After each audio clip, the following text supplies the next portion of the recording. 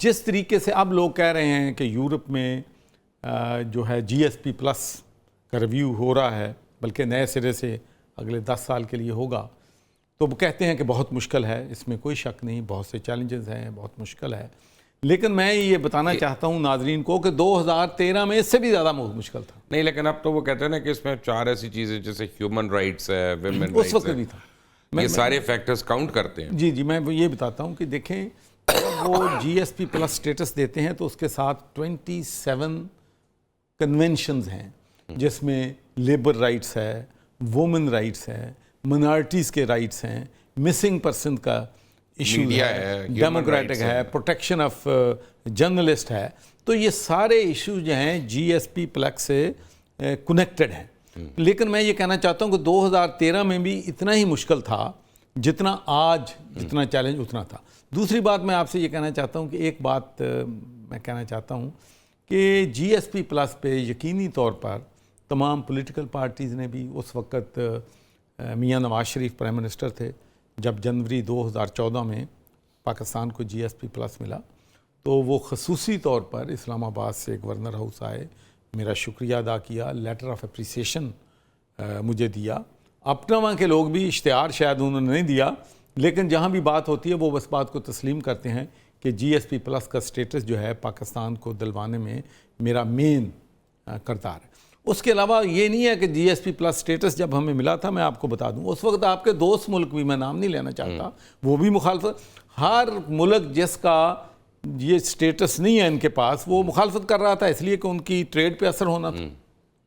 ٹھیک ہے، لیکن وہ ہمیں مل گیا. اس کے بعد 4 ریویو ہوئے ہیں، 2016 میں ہوا ہے، 2018 میں ہوا ہے، 2020 میں ہوا ہے. تو وہاں پر بھی میں حکومت میں ہوں نہ ہوں، میں نے اپنا رول جو ہے وہاں ادا کیا. اور میں آپ کو یہ بھی بتانا چاہتا ہوں کہ ایک وقت ایسا آیا منارٹیز رائٹس کی وجہ سے، بلاسفیمی کی وجہ سے،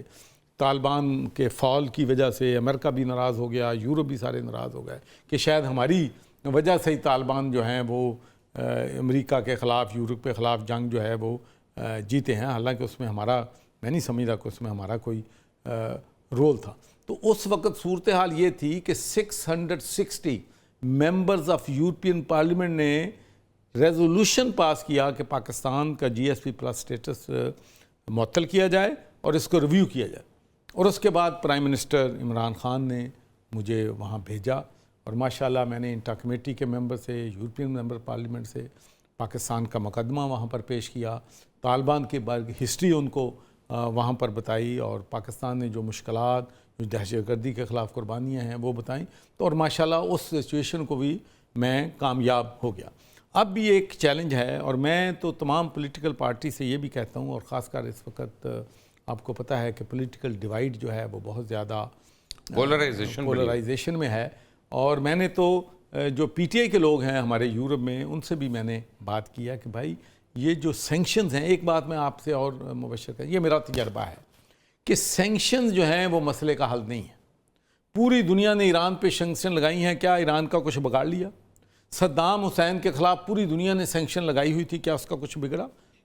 بلکہ جس رجیم نے بدلنا ہوتا ہے وہ اور تگڑی ہو جاتا ہے، تکڑا ہوتا ہے. اس لیے میں کہتا ہوں کہ یہ جو جی ایس پی پلس ایشو ہے یہ حکومت کا ایشو نہیں ہے، یہ یہاں کی انڈسٹری کا ایشو ہے، یہاں کے غریب لوگوں کا ایشو ہے، یہاں کے ایگریکلچر کا ایشو ہے. یہ مجھے بتائیں کہ یہ جی ایس پی پلس ہے کس بیماری کا نام؟ یہ بہت اچھا آپ نے سوال کیا کہ بہت سے لوگوں کو یہ بھی نہیں پتا کہ جی ایس پی پلس ہے کیا. یہ ایک سکیم ہے یورپ کی جس کے تحت یورپ کے 27 کنٹریز، اور اب برطانیہ بھی چونکہ پہلے یورپ کا حصہ تھا، تو یہ 28 کنٹریز میں ہماری جو ٹیکسٹائل کی جتنی بھی گارمنٹس ہیں یا ٹیکسٹائل ریلیٹڈ جو بھی چیز ہے، یا لیدر کی پروڈکٹس ہیں،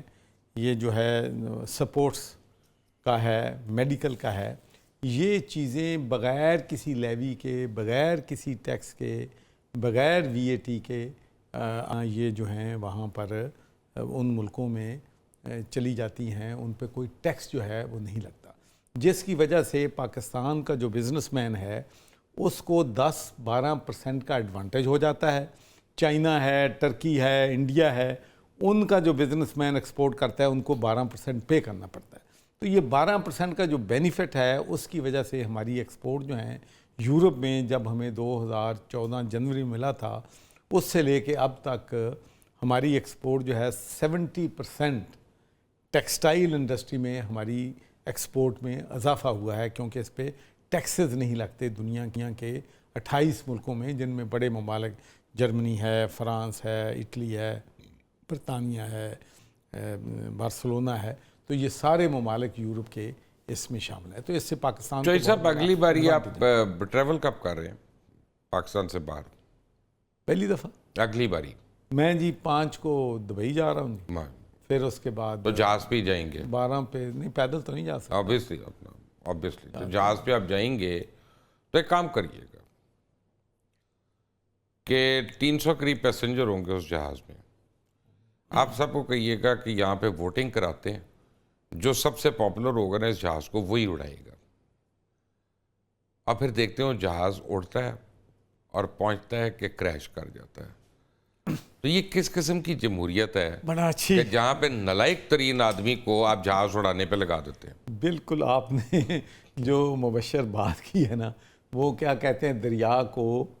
کوزے میں آپ نے بند کر دیا ہے۔ ہمارے ملک کا المیہ یہ ہے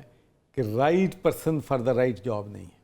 میرا بزنس ہے، آپ ایک کارنر شاپ جو ہے، چھوٹی سی دکان گروسری کی ہو، آپ کا ریسٹورنٹ ہو، آپ کا ہوٹل ہو، کوئی بھی بزنس ہے، اگر وہاں پر آپ اچھی ٹیم نہیں لگاتے جو کہ کمپیٹنٹ بھی ہو، ہارڈ ورکنگ بھی ہو، آنسٹ بھی ہو، تو چھوٹا بڑا بزنس تو بعد کی بات ہے، چھوٹا بزنس بھی فیل ہو جاتا۔ تو ایک ملک